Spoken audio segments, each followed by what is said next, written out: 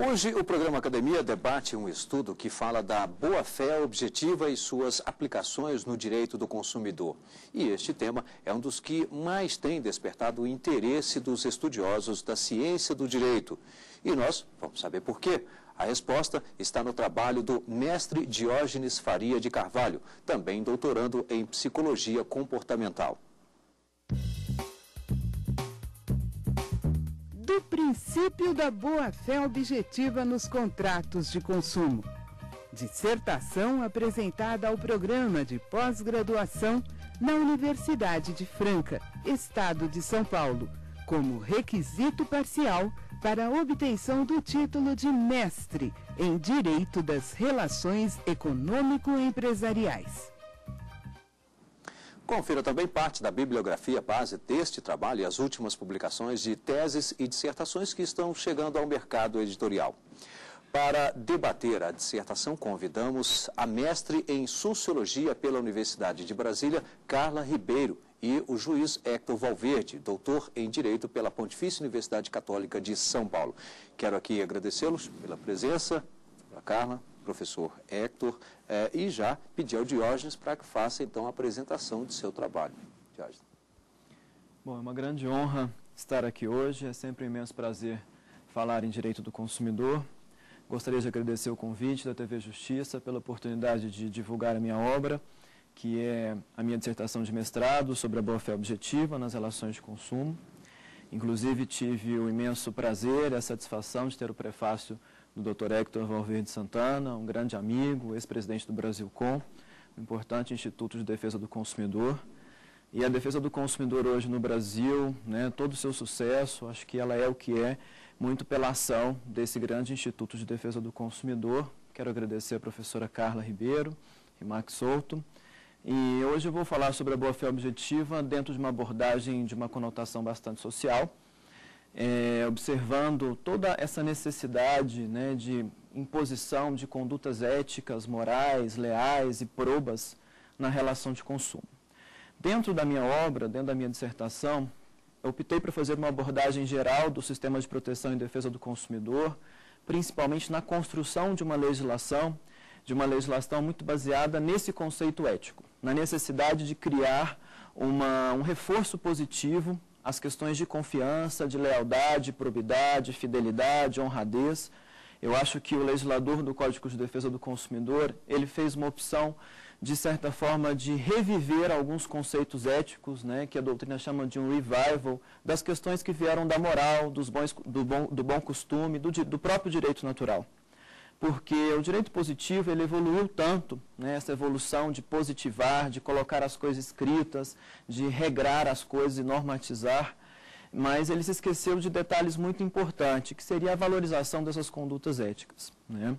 O legislador do Código de Defesa do Consumidor, ele quis, de certa forma, resgatar aqueles negócios que existiam antigamente, na Idade Média, aqueles negócios de homens, de homem honrado, que eu tirava o fio de cabelo da barba e falava, olha, isso aqui é negócio de homem honesto e você pode confiar.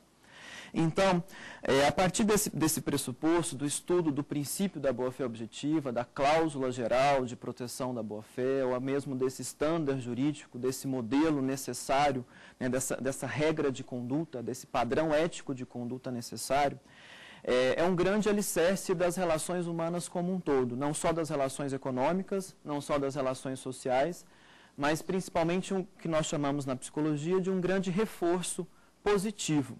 Quando você confia nas pessoas, quando você põe fé, quando você põe confiança, você gera boas ações, você gera boas intenções, e esse é um dos grandes objetivos da boa-fé objetiva dentro de uma política nacional das relações de consumo. O Código de Defesa do Consumidor, ele faz uma abordagem do princípio da boa-fé objetiva, nessa política nacional, no seu artigo 4º, tentando positivar e deixar de uma forma expressa e escrita a necessidade desses comportamentos honestos, desses comportamentos leais, e criando junto com isso várias condutas o que os alemães falam de uma fila de deveres, ou seja, que uma relação contratual, que uma relação de consumo é uma relação extremamente complexa. Não é simplesmente você realizar o contrato, a compra e venda, aquela negociação, mas ali importa vários outros deveres. Deveres de sigilo, deveres de cooperação, deveres de lealdade, deveres de informação, principalmente, porque nós estamos trabalhando numa sociedade bastante deficiente de informação. Né, com esse mundo moderno, com esse mundo pós-moderno, existe uma distância muito grande entre o fornecedor e o consumidor. E a vulnerabilidade desse consumidor, essa fragilidade, essa fraqueza, ela é cada vez mais acentuada nesse mundo, né, que nós estamos vivendo, que o consumo não é simplesmente uma realização de necessidades, mas uma realização de desejos, de pertenças, de identidades e, de certa forma, uma inclusão social. Ou seja, consumir hoje é você ser bem aceito em determinados grupos sociais, é aquela necessidade que nós temos de pertencimento, de fazer parte, e aquela toda busca de prazer que nós, toda pulsão de vida e busca de prazer que a sociedade nos impõe. Então, a partir dessa concepção de identificar a boa-fé, a necessidade da positivação da boa-fé objetiva no Código de Defesa do Consumidor, baseado numa natural falta de altruísmo das pessoas, né, porque dentro de uma visão hobbesiana, todos nós, enquanto pessoas humanas, naturalmente nós temos uma falta de altruísmo. E necessariamente precisaríamos de alguns comandos, né, de questões do plano jurídico, ou seja, de uma engenharia social ou dos próprios legisladores, para que eles pudessem formatar e identificar as necessidades desse comportamento. Falar de boa-fé é falar de um conceito muito amplo, de um conceito aberto, dotado de uma porosidade muito grande, de uma vagueza semântica muito grande, né, o que nós chamamos. O Código de Defesa do Consumidor, ele possui uma técnica legislativa muito apurada, uma tecnologia jurídica muito diferenciada, né? Nós estamos falando da melhor lei que nós temos hoje na atualidade. Estamos falando de um código visionário, de uma lei muito à frente do seu tempo, que ele, de certa forma, foi construído baseado nesses conceitos amplos, né? Conceitos como boa-fé, como abusivo, desleal. Muitas vezes o que é abusivo para mim não é abusivo para vocês, muitas vezes o que é boa-fé hoje, amanhã já não é. Então é um conceito muito amplo e é muito direcionado a uma interpretação dessa complexidade do Código de Defesa do Consumidor, que é um direito muito mais voltado para um lado zetético, para um lado da filosofia, da sociologia, da economia e da psicologia, do que meramente para um lado dogmático. Né? No Brasil nós temos muitas leis, nós temos uma produção legiferante muito grande e nós não temos tanta efetividade. Né? Não precisa ser um grande expert em direito para você entender essas noções. Mas o Código de Defesa do Consumidor, ele tentou, através da sua técnica jurídica e dessa tecnologia de conceitos abertos e de cláusulas gerais de proteção, impingir novos deveres e novas percepções nessa sociedade de consumo, que é uma sociedade altamente complexa, baseado num consumidor que é o grande personagem hoje da sociedade. Durante muito tempo se preocupou em estudar o empregado, o trabalhador, que era o grande vulnerável, né, principalmente na época da Revolução Industrial, fordista, pós-fordista. Mas o grande personagem global hoje, o maior personagem da sociedade, é o consumidor. Né? Durante um dia são milhões de relações de consumo, são milhões de lesões ao consumidor. E a partir desse princípio, a teoria geral do consumidor, ela tenta criar mecanismos para que eu coloque a pessoa humana do consumidor como centro desse eixo gravitacional do nosso sistema jurídico. Ou seja, nós temos um microsistema de proteção e defesa do consumidor, onde encontramos normas de direito material, normas de direito processual, questões de conteúdo penal, administrativo, mas que eu tenho um sistema muito maior, que é um macrosistema constitucional, uma lei que tem uma origem constitucional. Estamos falando de um direito fundamental da pessoa humana, né, do artigo 5º, inciso 32. Então, estamos falando de um direito bastante atual e principalmente do nosso dia a dia enquanto consumidores, porque todos nós somos consumidores, né? Então, a partir do momento que eu vejo a boa-fé dentro de uma tríplice função, que nós chamamos na doutrina, uma função de, primeiro, limitadora da autonomia da vontade, de criar limites àquela autonomia da vontade, uma evolução da visão clássica do contrato, porque a partir do momento que eu tenho uma visão francesa, contratual, do Código Civil de Napoleão, nós fomos todos acostumados que o contrato, o homem é livre, é um ente de razão, e a partir de então ele tem total liberdade para contratar. E contratando, né, ele vai ter que cumprir. Ajoelhou, tem que rezar, o contrator vai ter que cumprir, vai ter que de certa forma, cumprir, né, essa questão contratual.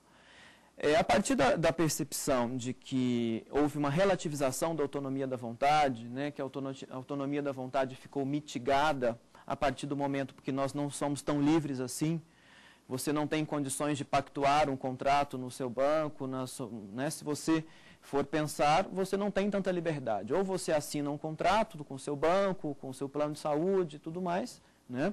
E então essa liberdade ela foi mitigada, essa autonomia da vontade ela foi limitada. As funções da boa-fé objetiva elas estão muito voltadas à limitação da autonomia da vontade, à interpretação dos contratos baseado nessa função social que ela cumpre, do princípio da função social dos contratos e principalmente uma fonte de deveres acessórios, de deveres anexos, de deveres laterais, que são subprincípios, né, na verdade, da dignidade da pessoa humana, mas que são extremamente importantes para o bom fluxo da relação obrigacional, da relação contratual. Né? Nós precisamos de impingir valores, deveres de honestidade, deveres de retidão, deveres de probidade, de honradez, para que esses contratos de consumo eles sejam realmente válidos nesse mundo tão moderno, tão globalizado, porque sem confiança nós não temos condições de seguir com essas novas contratações, principalmente contratações à distância, contratos que são feitos virtualmente, né? Se eu não confiar no conteúdo contratual, se eu não confiar no meu parceiro contratual, nós não temos condições de evoluir. Então, a boa-fé objetiva, ela tem essa principal função, né? De impor patamares de conduta, padrões éticos de conduta, com o objetivo de reforçar positivamente todas as relações, né, humanas de uma forma em geral. Agradeço ao Diógenes. Daqui a um pouquinho nós vamos entrar na fase de debates. Por hora vamos conferir parte da bibliografia base utilizada neste trabalho. Da boa-fé no direito civil, de Antônio Manuel da Rocha e Menezes Cordeiro, editora Almedina. Tratado de la Buena Fe en el Derecho, de Lígia Garrido Cordobera. O Contrato, de Enzo Roppo, editora Almedina. Bem, nós vamos aqui a um rápido intervalo e em seguida estaremos de volta com o Academia. Até já!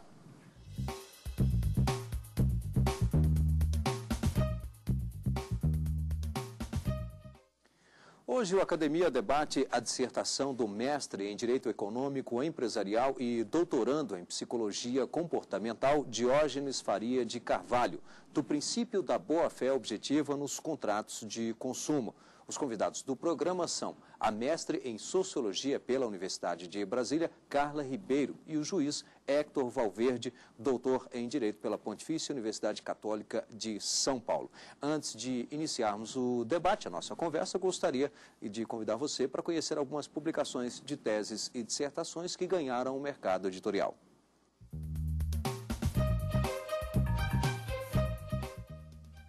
Publicidade Registral Imobiliária, de Marcelo Salaroli de Oliveira. O Ministério Público na Construção do Estado Democrático de Direito, de José Eduardo Sabo Paes. Função social dos contratos, interpretação à luz do Código Civil, de Gerson Luiz Carlos Branco. Bem, nós temos aí as funções sociais do contrato e aqui, que é o trabalho que também está no mercado editorial, que é do princípio da boa-fé objetiva nos contratos de consumo, que é justamente o trabalho que nós estamos discutindo hoje do professor Diógenes, que segue a risco ou teve algumas alterações, alguma atualização em relação ao trabalho defendido? Não, o trabalho, ele foi, a dissertação era bem maior, ela foi reduzida, né, para publicação. Uhum.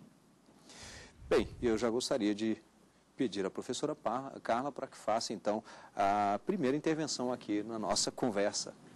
Então, eu quero primeiro parabenizar o professor Diógenes pelo excelente trabalho, agradecer o convite, cumprimentar aqui o nosso juiz. E o que eu achei bem rico o teu trabalho, Diógenes, quando você fez observações sociológicas da questão simbólica do consumo.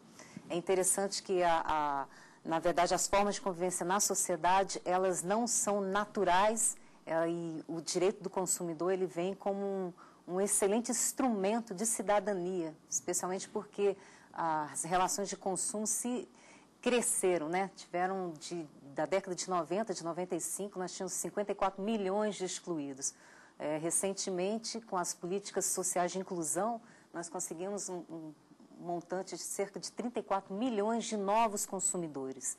Então, o direito do consumidor nisso ele tem um papel fundamental, né? Um papel nessa formação, nessa cidadania, nesse garantimento dessa questão da boa-fé na relação contratual. E o que eu gostaria de perguntar ao professor é como que o direito do consumidor tem reforçado essa autonomia da vontade nessas relações contratuais.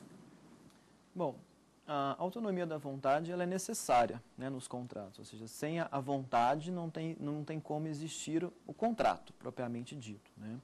O que acontece, e trabalhamos com outros princípios sociais do contrato, não só a boa-fé objetiva, mas principalmente o princípio da intervenção estatal, né? Ou seja, essa mistura do público e do privado, essa mistura a publicização do privado e a privatização do público, que é bastante comum hoje no direito moderno, né? Ou seja, os conceitos entre direito público e direito privado são conceitos eminentemente didáticos, mas existe a necessidade de uma intervenção, né, através de uma política nacional das relações de consumo do Estado, em criar esses limites, né, o que é o papel principalmente das agências reguladoras, da Anatel, da Anvisa, da ANS, de impor limites, não relativizar ou mitigar essa autonomia da vontade dentro do Código de Defesa do Consumidor. Porque sem vontade não tem contrato, né? Então eu preciso desse conteúdo contratual clássico, dessa visão toda francesa que nós absorvemos no Código Civil de 1916, eu preciso disso, mas esse contrato ele envelheceu a partir do momento que ele foi massificado, né? Como a senhora mesmo disse, eu tenho aqui novos milhões de consumidores no mercado de consumo, cada vez mais, pessoas que estão consumindo não só pelas necessidades, como eu disse anteriormente, mas por necessidades de desejo, de bem-estar psicológico, de participação social, de inclusão, de aceitação, de pertença. Então, a boa-fé objetiva ela tem uma função, né, nesse sentido, porque, olha, você pode fazer tudo o que você quiser, desde que você respeite a boa-fé das partes. Então, dentro dessa autonomia da vontade, nós vamos perceber essa ideia do legislador do Código de Defesa do Consumidor de impor esse limite, né, que é justamente esse limite feito entre os contratantes. As relações contratuais hoje, modernas principalmente, o comércio eletrônico, né, todo esse comércio virtual, houve uma desumanização. São contratos sem rosto. Você não vê o seu parceiro contratual. Você vai lá no Home Bank, você digita ali o valor que você quer financiar, você pega o telefone, faz o contrato, vai na internet, dá um clique, concordou com aquele conteúdo contratual. Então, essa distância entre o consumidor e o fornecedor, ela é uma distância muito grande. Então, nós estamos numa sociedade de hiperconsumo, de muito consumo, né, de consumidores que não são mais só vulneráveis, são hipervulneráveis em função de toda essa imposição da pós-modernidade, né? Então, houve a necessidade de criar esses limites. O legislador ele foi extremamente feliz a partir do momento que ele criou essa possibilidade na própria legislação, que ela não envelheceu nesse mais de 20 anos de aplicação do Código de Defesa do Consumidor, a partir do momento que ele criou essa técnica legislativa, nessa possibilidade de limitar a autonomia da vontade, que seria a primeira função da boa-fé objetiva no mercado de consumo. Não dá para ficar imaginando o que seria talvez como o fio da barba, negócio é negócio, está fechado. Não, agora nós podemos ter uma intervenção para ver, tudo bem, o negócio é negócio, mas vamos ver como é que foi feito esse negócio, né? Doutor Hector. Bom, primeiramente eu gostaria de cumprimentar os telespectadores do programa Academia, agradecer o honroso convite que me foi formulado, ao tempo em cumprimento também o Imac Souto, a professora Carla Ribeiro, e parabenizo o Diógenes Faria de Carvalho, pelo brilhante trabalho realizado, obra publicada e que recomendo a leitura. O trabalho do professor Diógenes, ele é hoje uma referência no assunto, na medida em que esgota a doutrina estrangeira e também faz uma análise dos 20 anos da aplicação do Código de Defesa do Consumidor, não especificamente das regras, mas dos princípios do Código, que são os princípios estruturantes, e especialmente o princípio da boa-fé, que na vida prática nós temos muitas dificuldades em traduzir esse princípio que está no Código, no artigo 4º, inciso 3, para aplicação no caso concreto, ao decidir um contrato de consumo, um processo judicial, um fato da vida. E é esse desafio que o professor Diógenes consegue resolver. Então, eu ainda tenho, apesar de estudar o tema, ainda tenho muitas dúvidas de trabalhar com o tema, tenho muitas dúvidas de como podemos melhorar a implementação desse princípio numa solução mais justa das questões postas hoje na sociedade. Todos nós somos consumidores, nós somos vulneráveis, nós lidamos com uma relação impessoal, como o professor Diógenes já colocou, e isso, tanto na interpretação quanto na execução de um contrato de consumo, nós ficamos em desvantagens, né? O consumidor, diria. Então, a minha indagação é no sentido de como, professor Diógenes, nós poderíamos estabelecer o conteúdo jurídico, não o sociológico, o filosófico, mas o conteúdo jurídico, na medida em que eu possa traduzir essa positivação de um princípio e aplicar num contrato de consumo, por exemplo, um contrato de plano de saúde, num contrato de transporte aéreo, como que o juiz poderia, e é uma regra, como o próprio livro indica, que é uma regra dirigida a todos os operadores do direito, mas especialmente ao juiz. Na solução do caso concreto, ele deve avaliar não a regra específica, mas como esse princípio ele atua. Né? Então, qual é o conteúdo jurídico do princípio da boa-fé objetiva e a sua distinção com o princípio da boa-fé subjetiva? Como que nós podemos distinguir isso e otimizar a aplicação dessa lei ao caso concreto? Bom, a partir do momento que a nossa legislação é uma legislação principiológica, é uma lei que é baseada em princípios, vetores, diretrizes, ou seja, ela indica caminhos e direções, né? Ela não tenta esgotar o assunto relação de consumo, porque é um assunto inesgotável, e a complexidade das relações de consumo ela é muito grande, né? São relações altamente complexas e muito modernas. Cada dia eu tenho uma técnica nova de venda, eu tenho um novo tipo de marketing.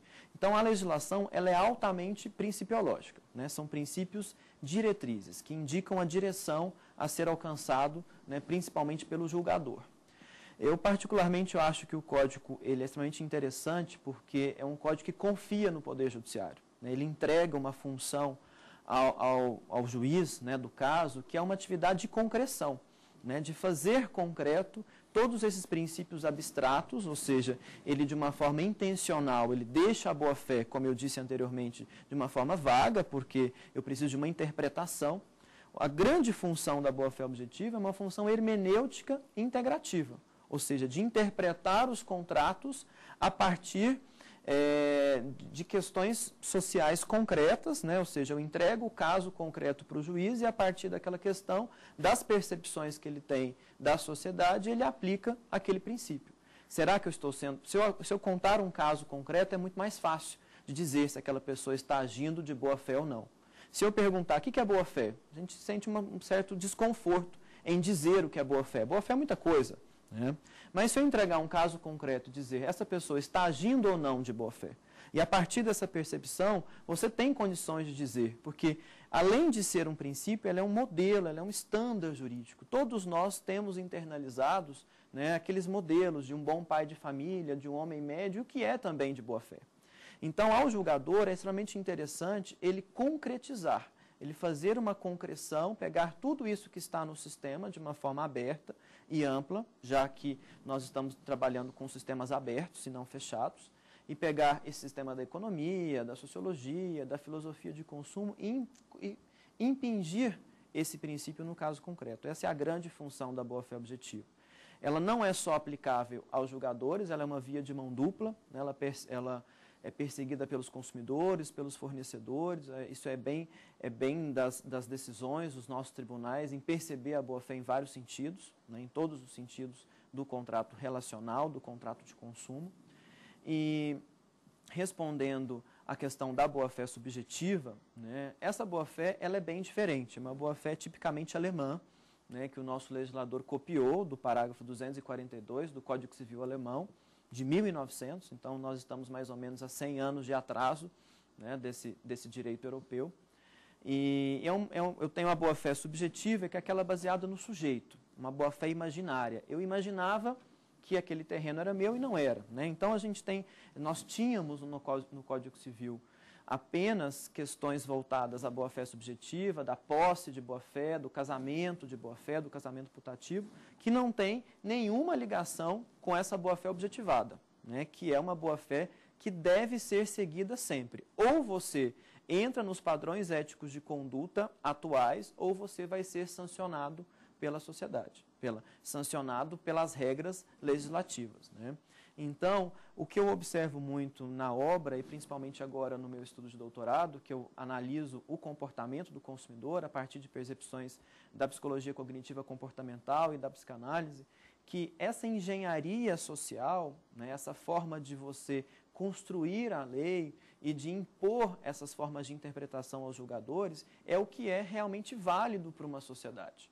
Ou seja, para que eu tenha uma sociedade realmente eficaz dentro de uma situação, né, das relações de consumo e percebendo o consumidor como uma pessoa fraca, uma pessoa fragilizada, eu preciso de construir, né, toda essa ideia através da legislação. Então, por isso que o nosso código ele é o melhor do mundo, né? Ele exporta um know-how para vários outros países. É um código que foi feito por professores, né? Nelson Nery Júnior, Ada Pellegrini Grinover, e ele contou com o melhor que eu tinha na experiência que já existia nas experiências anteriores europeias, nas diretivas europeias, com a experiência americana. Então, ele contou com tudo isso. Ele saiu buscando, né, o de melhor. Quando eu busquei a doutrina italiana, quando eu busquei a doutrina francesa e a doutrina alemã para embasar a boa-fé objetiva, foi justamente nessa percepção de aplicar essa interpretação ampla do sistema aos casos concretos. É uma mera atividade de concretude. Bem, eu quero aqui parabenizar e agradecer ao Diógenes Faria pelo trabalho aqui apresentado no programa Academia de hoje. Também agradecer pelas presenças tanto da professora Carla Ribeiro, nosso muito obrigado, quanto também do Hector Valverde, também nossos agradecimentos. Lembro que você pode participar, o nosso endereço é academia@stf.jus.br. Obrigado e até o próximo programa.